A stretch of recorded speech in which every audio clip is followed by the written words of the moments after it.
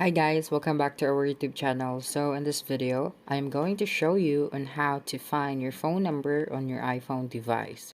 There are many ways to find your phone number.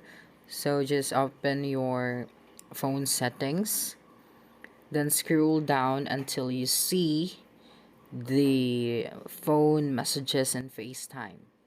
Okay, so the first place we're going to look is our messages. As you can see in mine, I don't have that feature yet, but if you're using an new version of iOS, so you'll be able to see your phone number here.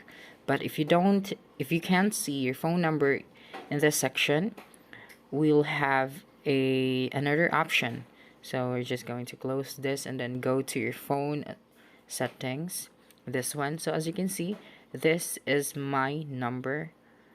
Okay, so I think this is the best way to find your phone number on your iOS device. And also you can look to FaceTime settings as well.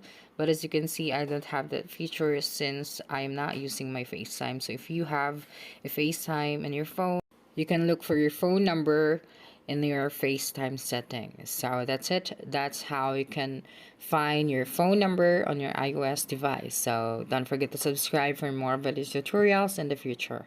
Bye bye.